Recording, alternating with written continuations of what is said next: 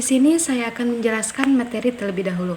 Memandikan jenazah adalah salah satu cara dalam pengurusan jenazah karena memandikan pengurusan paling awal.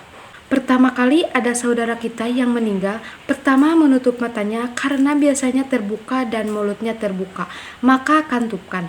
Biasanya ketika sudah dicabut nyawanya dari atas langsung tutup dan mulut dikantupkan. Jika ada yang terlambat, biasanya diikat jika sulit ditutup.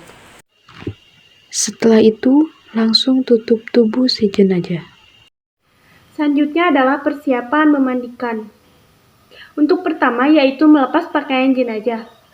Dengan keadaan tangan tidak harus didekap, yaitu biasa saja. Karena jika sebelumnya tangan jenazah sudah didekap, bisa saja kaku dan akan sulit untuk dimandikan. Lalu jenazah dibawa ke tempat yang tertutup untuk melepas semua pakaiannya.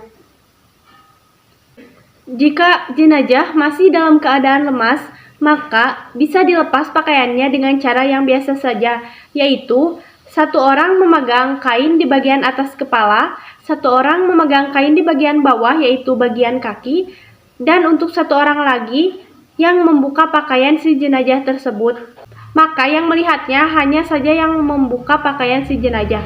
Jika jenazah sudah kaku, maka bisa menggunakan gunting mulai dari bagian lengan bawah, lalu ke bagian kaki dari bawah. Setelah terlepas semuanya, maka ditutup dengan kain. Untuk yang kedua, yaitu peralatan memandikan jenazah.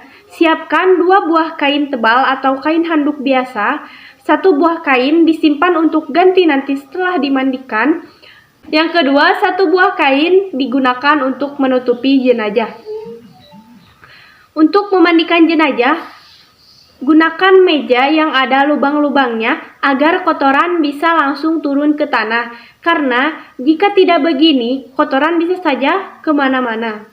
Lalu siapkan air untuk proses memandikan jenazah. 1 gentong besar air dicampur remasan daun bidara dan 1 ember kecil yang dicampur kapur barus. Sunnahnya ketika memandikan jenazah jumlah totalnya yaitu ganjil, bisa saja 3, 5, ataupun 7. Biasanya 4 orang, 2 orang yang memegang kain penutup jenazah dan 2 orang yang memandikan. 1 orang memandikan dan 1 orang lagi untuk mempersiapkan semua kebutuhan yang dibutuhkan seperti sabun dan yang lainnya. Biasanya menggunakan sarung tangan dan masker. Fungsinya untuk menghindari tertularnya penyakit dari jenazah dan agar tidak bersentuhan langsung dengan aurat dan kotoran si jenazah. Masker digunakan yaitu untuk menghindari bau tak enak atau menghindari tertular penyakit. Kalau bisa juga menggunakan kacamata karena bisa jadi cipratan air masuk ke dalam mata. Selanjutnya kita menambahkan yaitu menggunakan waslap. Cara memandikan jenazah. 1. Membersihkan kotoran mulai dari mata, hidung, telinga. Lalu membersihkan kotoran perut, ditekan-tekan sedikit sampai keluar.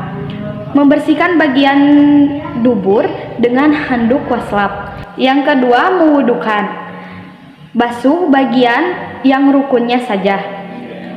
1. Bagian wajah. Yang kedua, basuh tangan kanan dan kiri. Yang ketiga, usap kepala jenazah. Yang keempat, basuh kaki kanan dan kiri. Cukup 1 kali basuhan saja. Yang ketiga, memandikan jenazah. 1. Jenazah posisi terlentang, mulai kepala jenazah, kemudian disabuni dan dikeramasi.